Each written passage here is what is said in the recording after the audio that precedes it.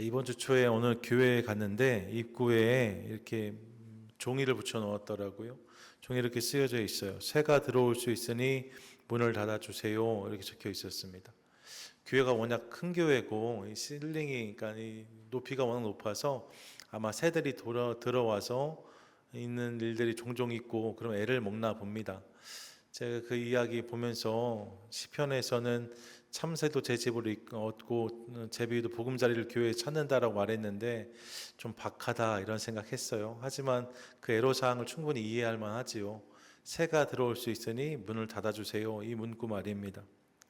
근데 제가 문구를 보면서 한 또 다른 생각이 있었습니다. 비슷한 문구를 본 적이 있어요. 들어오지 말라는 문구지요. 어떤 거에 대한 문구였냐면 신천지 출입금지라는 문구입니다. 이단은 사절합니다. 이런 문구 말입니다.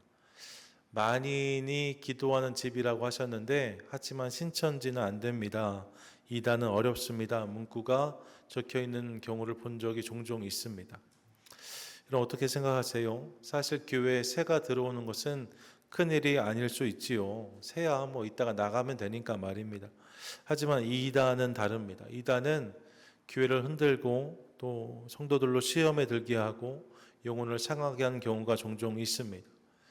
제 고향교회에서도 정말 신실했던 분이셨는데 한번 신천지에 빠지니까 걷잡을 수가 없더라고요. 나중에 너무 애먹었던 기억이 있는데 그렇게 깨어서 경계하는 것 중요하다 말씀드릴 수 있지요. 오늘 그런 이야기를 좀 해보려고 합니다.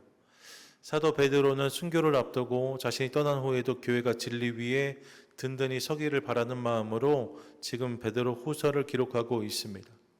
1장에선 영적인 성숙과 진리를 기억하는 것 당부한 내용이 이어지고 있었어요. 구원은 선물이지만 성숙은 사명이라고 말씀드렸습니다. 자라야 된다는 거죠. 또 진리를 붙들고 다른 것이 아니라 하나님 말씀 위에 자라야 된다라고 지난 주일에 말씀을 드렸습니다. 변화산에서 예수님의 영광을 직접 보았던 그가 그 체험보다도 더 확실한 예언이 있다. 기록된 말씀을 이야기하는 거죠. 그것을 붙잡으라고 권면했어요. 어두운 데를 비추는 등불처럼 말씀을 가까이 하라고 권면했던 내용들을 기억하고 있습니다. 이게 지난주 수요일의 내용이었습니다. 그러면서 이제 2장으로 넘어오면 이제 베드로는 교회를 위협하는 치명적인 적에 대해서 강력히 경고하고 있습니다. 여러분, 참된 것이 있는 곳에 반드시 그것을 위협하는 거짓된 것도 있다는 사실을 깨닫습니다. 그래서 1장에서 참 말씀을 이야기한 베드로는 2장에서는 거짓 선생들과 가짜 자유에 대해서 경고하고 있어요. 이것을 경계하는 것이 중요하다. 이것을 조심해라 라고 말하는 거죠. 초대교회가 마주했던 위협이 네로 황제에게서 오는 외부적인 박해만이 아니었음을 깨닫습니다. 사실 더 치명적인 위험은 교회 안에서 스며들어오는 거짓 교사와 잘못된 가르침에 있었다는 거예요. 사실 여러 서신서가 이를 경계하고 있습니다. 초대교회가 씨름했던 가장 큰 위기는요, 박해가 아니라 이 잘못된 가르침이었어요. 그런 맥락에서 오늘 우리 가운데도 분별의 지혜가 중요하다는 것을 새삼 깨닫습니다. 분별의 지혜가 중요한 거예요. 가끔 교회로 제 앞으로 특별한 계시를 받았다거나 희귀한 깨달음을 얻었다는 내용의 편지와 책이 올 때가 있습니다. 여러분 1년에도 몇 권씩 옵니다. 특별한 계시를 받았다. 꼭 들어야 되는 말씀이다. 이런 책과 편지들 말입니다. 오면 제가 다 들여다보기는 합니다. 혹시 모르잖아요. 정말로 그런 게 있을지. 근데 대부분 그렇지 않아요. 100 중 99, 아니요, 99.99는 쓰레기통으로 갑니다. 허무하고 황당한 내용이 대부분이기 때문에 그렇습니다. 근데 그런 편지를 받고 하면서 제가 무슨 생각하냐면, 이거를 목회자가 아니라 일반 성도님들한테 보내진 편지라면, 얼만큼 이것에 반응하실 수 있을까 이런 생각을 해보는 거예요. 충분히 혼란스럽지 않을까 하는 생각을 해보았습니다. 굳이 편지와 책을 받지 않는다 손 치더라도 요즘에 인터넷과 수많은 매체를 통해 온갖 가르침이 쏟아지는 시대를 살아가고 있잖아요. 이런 챗 GPT나 AI 말입니다. 거기에도 이단 자료가 너무 많다는 거예요. 성경 해석을 이해하면 이게 정통적인 해석과 이단의 해석이 같이 섞여 있어서 사실 되게 위험하다는 이야기를 최근에 들었습니다. 충분히 그럴 수 있겠다 싶어요. 그러니까 이 분별한 지혜가 필요한 시대로 점점 나아가고 있는 거죠. 제가 얼마 전에 만났던 어떤 분은 역으로 어떤 이단에서는 말씀을 가르치면서 유튜브 절대 보지 말라고 이야기한다고 하더라고요. 자신들만 진짜니까 유튜브에 나오는 거 다 가짜다 이렇게 말한다는 거예요.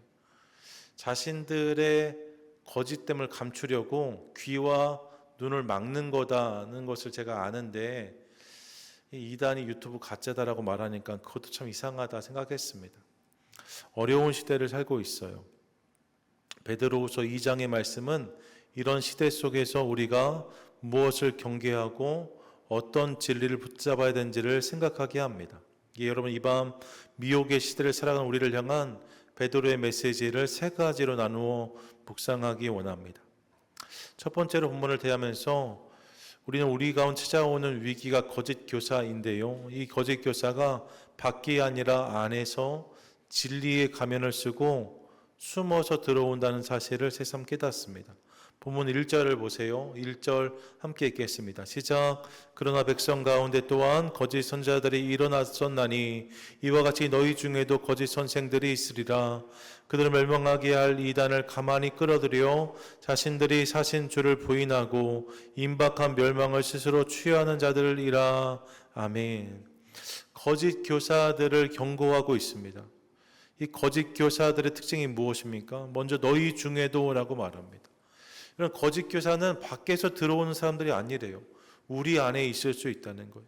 거짓 교사들의 출현은 멀리 세상 어딘가로부터 갑자기 나오는 게 아닐 수 있답니다. 우리 가운데 있는 어떤 자가, 우리 가운데 있던 어떤 사람이 엉뚱한 이야기를 하면서 거짓 가르침이 시작될 수 있다는 거예요. 또 본문을 대하시면 가만히 끌어들여 라고 말합니다. 가만히 끌어들여. 이 가만이란 단어가 팔에 이사고란 단어인데요. 몰래 곁길로 슬쩍 들여오다라는 의미를 가지고 있습니다. 몰래 곁길로 슬쩍 들여오다. 미혹은 정면으로 오지 않는다는 거예요. 거짓 혹은 가짜란 이름표를 달고 오지 않는다는 거죠. 늘 진리처럼 꾸미고 어느 순간 내 옆에 와서 앉아있는 거예요. 어느 순간 은밀하게 우리 곁에 찾아온다는 거죠. 자신만 보았다, 자신만 들었다 그렇게 말한다는 거예요. 예수님도 마태복음 7장에서 이렇게 경고하셨어요. 잘 들어보십시오. 거짓 선자들을 삼가라. 양의 옷을 입고 너희에게 나아오나 속에는 노략질하는 일이라 라고 말씀하셨습니다. 일인데 양의 옷을 입고 온다는 거예요. 이리가 이리 옷 입고 오면 하나도 겁먹을 게 없어요. 알아볼 수 있으니까 조심하면 되는 거죠. 그런데 문제가 어디 있어요? 일인데 양의 옷을 입고 온다는 거예요. 겉은 양인데 속은 일인 거죠. 이런 일들이 있답니다. 가만히 그렇게 오는 거예요. 또 3절을 보시면 그들은 지어낸 말을 가지고 온다라고 말합니다.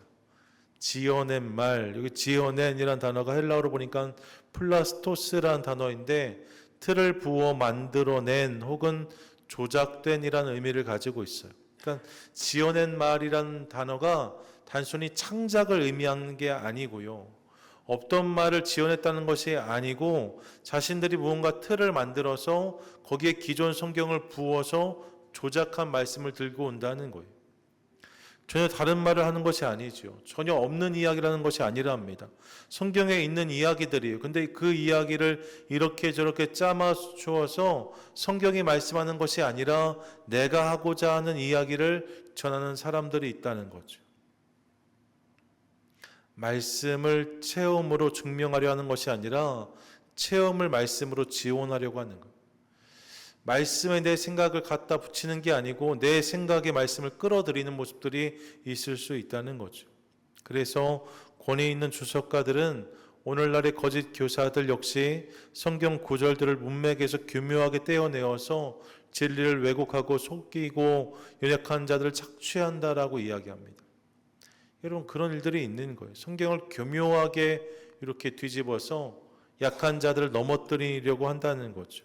예를 들면 마태복음 13장 34절 보세요. 이렇게 말씀하는데 같이 한번 읽습니다. 시작. 예수께서 이 모든 것을 무리에게 비유로 말씀하시고 비유가 아니면 아무것도 말씀하지 아니하였으니. 아멘. 모든 것을 비유로 말씀하셨고 비유가 아니면 아무것도 말씀하지 아니하셨다라고 말하잖아요. 근데 그런 비유의 말씀들이 있는 거죠. 그런데 비유가 아닌 말씀들도 있거든요.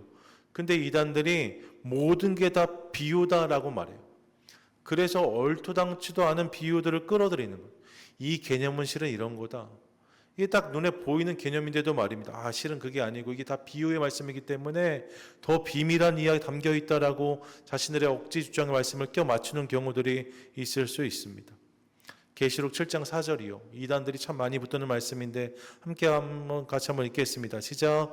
내가 인침을 받은 자의 수를 들으니 이스라엘 자손의 각 지파 중에서 인침을 받은 자들이 14만 4천이니. 아멘. 예, 인침을 받은 자들이 몇이라고요? 14만 4천이라고요. 여러분, 그러면 14만 4천 명만 천국 들어갈 수 있으면 벌써 다 차지 않았을까요? 우리는 대기표 갖고 기다려야 될 것 같은데, 실은 이 14만 4천이라는 숫자는 구약에서 말하는 12지파, 신약이 말하는 12사도, 그리고 가득 참을 의미하는 천을 곱한 숫자다라고 흔히 설명하죠. 그래서 허다한 무리들이 뒤에 언급되거든요. 많은 사람들이 구원받는 모습을 그려낸 것이라는 것이 정통의 설명입니다. 그런데 이단들은요, 이 14만 4천을 그대로 붙잡아요. 다른 건 다 비유라고 말하면서 또 이런 숫자는 그대로 붙잡아서 우리에 속해야만 이 숫자에 들어갈 수 있다라고 말하는 것을 본 적이 있습니다. 실제로 이 유명한 이단, 한국에서도 그 이단도 계속 이 이야기하는 거잖아요. 14만 4천 안에 들어가야 된다. 제가 알기로 이 숫자가 넘어갔거든요. 근데 계속 이 얘기하고 있어요. 말도 안 되는 가르침인 거죠. 그런 일들이 있답니다. 그러면서 보면 3절은 그들의 동기를 정확히 폭로하고 있어요. 3절 함께 읽겠습니다. 시작. 그들이 탐심으로써 지어낸 말을 가지고 너희로 이득을 삼으니. 말을 지어내는데 그 이유가 어디 있어요? 너희로 이득을 삼기 위해서랍니다. 거짓의 본질은 그들의 욕망과 탐심이라는 거예요. 그들은 하나님의 영광이 아니라 자신들의 이익과 거대한 추종 세력을 만들기 위해 성도들을 미혹하는 거죠. 누가 그러더라고요. 이단도 비즈니스라고. 여러분, 그렇게 하는 거예요. 자신들의 만족과 유익을 위해서 말입니다. 오늘 본문 속의 15절 보세요. 이렇게 말씀하는데 같이 한번 읽습니다. 시작. 그들이 바른 길을 떠나 미혹되어 보올의 아들 발람의 길을 따르는도다. 그는 불의의 삭슬 사랑하다가 라고 말해요. 여러분, 기억하세요. 얼마 전에 민수기 함께 읽었는데 그때 발람에 대해서 나누었습니다. 그가 하나님의 선지자처럼 등장하지만 사실 가만히 보시면 발락이 내민 복채에 그가 넘어가는 모습을 보여주고 있어요. 하나님께서 가서 축복하라 하신 게 아닙니다. 발락이 조르니까 그냥 그렇게 해라라고 하신 거죠. 불의의 삭슬 사랑했던 사람. 그래서 하나님께서 원하시는 것이 아니라 발락이 원하는 것을 말하고 싶었던 사람, 발람이에요. 이것이 거짓 교사들의 실체라는 거죠. 하나님께서 원하시는 것이 아니라 나에게 도움이 되는 것, 나에게 이득이 되는 것, 그래서 사람들의 영혼이 어쩌든 상관없고 내 주머니만 채우면 되는 사람들, 거짓 교사들이라는 것입니다. 이런 유혹과 공격이 있다는 거예요. 진리의 모양을 하고 은밀히 찾아오는 거짓 교사들 말입니다. 분별하지 않으면 넘어질 수밖에 없습니다. 거짓 교사들이 있는 거예요. 그러면 여러분, 어떻게 이 미혹을 분별할 수 있나? 어떻게 분별할 수 있을까요? 전에 인생극장 이런 프로그램에서 위조 지폐 감별사를 본 적이 있습니다. 여러분, 우리가 흔히 위조 지폐, 그러니까 위패를 잘 잡아내려면 위패를 잘 알아야 된다고 생각하잖아요. 그래서 위패를 많이 연구하는 사람들이 감별사가 될 것처럼 느낍니다. 그런데 실제로 보니까 이 감별사들이 많이 하는 훈련은 위패에 대한 연구가 아니더라고요. 감별사들은 위패가 아니라 진짜 지폐를 더 깊이 연구하고 또 만집니다. 계속해서 진짜 지폐를 손에 닿게 해요. 손이 닳도록 만지고 또 만집니다. 진짜의 감촉, 진짜의 무늬, 진짜의 질감을 몸으로 익히는 거죠. 그러면 가짜가 손에 들어오는 순간 이게 딱 뭐라고 말하지 않아도 이건 가짜다는 것을 느끼는 거예요. 가짜를 연구해서 가짜를 알아차는 게 아니라 진짜를 익힘으로 가짜를 분별해낼 수 있다는 거죠. 이게 여러분 가짜를 몰라서 넘어지는 게 아닙니다. 진짜를 모르면 넘어지는 거예요. 가짜를 몰라서 넘어가는 게 아니고요. 진짜를 모르면 넘어가는 거예요. 종종 이렇게 전단지 같은 거 받아오셔서 목사님 이게 뭔지 좀 알려주세요 하시는 분들이 계세요. 그 중에 제가 모르는 것도 있습니다. 이게 어떤 이단인지 모르겠다는 것만한 것도 있을 수 있어요. 근데 보면 느낌은 있어요. 이게 어떤 이단인지 모르겠지만 이상하다는 건 알아요. 이건 하나님 뜻이 아니다. 이건 말씀과 결이 다르다는 것은 알거든요. 그럼 경계하는 거죠. 여러분 우리가 모든 이들은 다 알 수 없습니다. 기독교가 진리이기 때문에 우리가 진리를 붙잡고 있는데 사실 우리를 흔들려고 하는 이단은 너무나 많습니다. 너무나 많습니다. 한국에서 지금도 예수라 말하는 사람들이 20명이 넘는다고 말하잖아요. 그런 시대란 말이에요. 이단은 너무나 많아요. 그러니까 그 이단을 다 연구하려면 끝이 없어요. 이단을 연구하는 게 아니라 진리에 더 깊이 들어가야 돼요. 그래야지 분별할 수 있다는 거죠. 가짜를 분별하는 가장 강력한 힘은 진짜를 바로 아는 것인 줄로 믿습니다. 이를 기억하며 늘 말씀을 가까이 하고 하나님께로 가까이 나아가는 저와 여러분 우리 모두가 되시기를 축복합니다. 아멘. 진짜를 아는 게 중요하다는 거예요. 둘째로 조심해야 될 것이 무엇인가? 그것은 가짜 자유입니다. 베드로 사도는 세상이 말하는 가짜 자유에 속지 말고 참된 자유를 누리라고 말씀하고 있어요. 본문 17절부터 19절인데 같이 한번 읽겠습니다. 시작. 이 사람들은 물 없는 샘이요 광풍에 밀려가는 안개니 그들을 위하여 캄캄한 어둠이 예비되어 있나니 그들이 허탄한 자랑의 말을 토하며 그릇되게 행하는 사람들에게서 겨우 피한 자들을 음란으로써 육체의 정욕 중에서 유혹하는도다. 그들에게 자유를 준다 하여도 자신들을 멸망의 종들이니 누구든지 진 자는 이긴 자의 종이 됨이라. 아멘. 여러분 지금 거짓 교사를 말하면서 그들의 실체는 물 없는 샘이고 속이 텅 빈 광풍에 밀려가는 안개라고 말합니다. 물 없는 샘이라는 게 뭐예요? 샘처럼 보이지만 물이 없다. 이렇게 허망한 게 어디 있겠습니까? 속이 텅 빈 가짜라는 거예요. 또 광풍에 밀려가는 안개라고 말합니다. 순식간에 사라지는 거예요. 바람이 불면 안개는 사라지기 마련인데 그 안개를 밀어내는 바람이 광풍이랍니다. 그러니까 순식간에 사라지는 안개를 말하고 있는 그런 것들이라는 거죠. 그러면서 그들이 허탄한 자랑의 말을 토하며 육체의 정욕으로 유혹한다라고 말하고 심지어 그들이 자유를 약속한다라고 말합니다. 자유를 약속한다. 이렇게 하면 더 자유로워진다. 낡은 규범에 얽매이는 것은 율법 주인이 벗어던져라.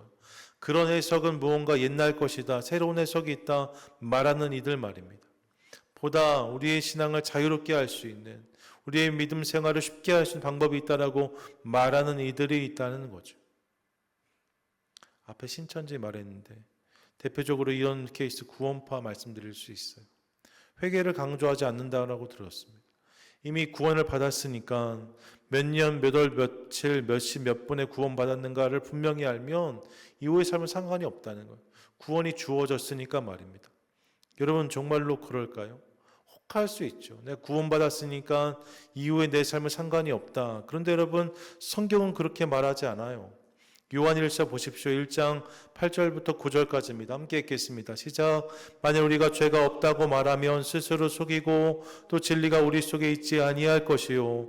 만일 우리가 우리 죄를 자백하면 그는 밉보시고 의로우사 우리 죄를 사하시며 우리를 모든 불의에서 깨끗하게 하실 것이요. 아멘.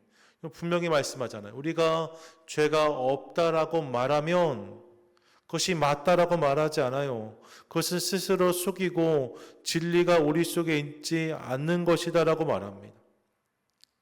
예, 주님께서 우리 가운데 다시 목욕할 필요가 없다라고 말씀하셨지만 다시 발을 씻는 것은 필요하다라고 하셨어요. 그런 은혜가 필요한 거죠. 회개가 필요 없다. 다시 돌이킬 필요가 없다. 여러분 가짜 진리, 가짜 자유입니다. 그래서 베드로는 분명히 말해요. 19절 전반절 함께 읽습니다. 그들에게 자유를 준다 하여도 자신들은 멸망의 종들이니. 아멘. 사실 그들은 자유가 아니라 멸망을 향해 가는 사람들이라고 말씀하고 있는 거예요. 그들이 자유를 준다라고 말하지만 실상은 멸망으로 이끄는 자들이다라고 말합니다. 가짜 진리, 가짜 자유의 결국은 영원한 멸망이라는 거죠. 그러니까 여러분, 가짜 자유에 속으면 안 됩니다. 그럼 진정한 자유는 어디에 있는가? 진정한 자유는 여기에 있어요. 요한복음 8장 32절 함께 읽겠습니다. 시작. 진리를 알지니 진리가 너희를 자유롭게 하리라. 아멘. 진짜 진리가 진짜 자유를 가능하게 한다는 거예요. 믿으십니까? 아멘. 가짜 진리가 자유를 주는 게 아니고요. 진짜 진리가 진짜 자유를 가능하게 하고 성경 그 진짜 진리는 오직 예수 그리스도시라고 분명히 선포하고 있습니다. 내가 길이요 진리요 생명이니. 여러분, 유일한 진리는 예수님 뿐이신 거예요. 그러므로 거짓이 내미는 값싼 자유에 속지 말고 진리가 주는 참 자유를 경험함으로 그 자유 안에 굳게 서고 그 자유를 누리며 살아가는 저와 여러분, 우리 모두가 되시기를 축복합니다. 아멘. 끝으로 미혹의 시대 속에서 그럼 우리가 어떻게 살아야 되는가? 불안해하지 말고 하나님 결론을 바라보라고 말씀하고 있어요. 자, 여러분, 이렇게 우리를 미혹하고 혼미하게 하는 것들이 있다라고 말씀드렸잖아요. 거짓 교사도 있고 가짜 자유도 있답니다. 이단의 교활함이 하늘을 찌릅니다. 그들의 교묘한 공격을 어떻게 당할 수 있을까 싶기도 합니다. 때론 그러다 보면 불안해질 수 있거든요. 이러다가 거짓에 넘어가는 것은 아닌가. 이러다가 나도 모르게 혹 이단에 빠지진 않을까. 이게 너무 심각하니까 교회에서 누가 새가족 와서 열심히만 하시면 마음속 한켠에 저건 신천지 아니야? 이런 생각하는 분들이 계시다는 거잖아요. 여러분, 그런 시대를 살고 있어요. 불안한 거예요. 하지만 여러분, 그럴 필요가 없답니다. 왜냐하면 이 모든 것을 결국 하나님이 심판하시기 때문입니다. 본문을 보세요. 먼저 4절을 보시면 하나님 범죄한 천사들도 용서하지 않으신다라고 말씀합니다. 천사라 할지라도 용서하지 않으시고 그들을 지옥에 던지셨다라고 말씀하고 있어요. 또 5절을 보시면 세상은 홍수로 심판하실 때 말입니다.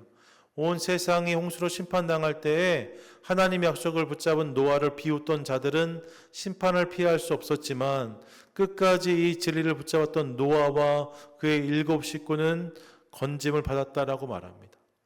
수많은 사람들이 노아를 비웃었어요.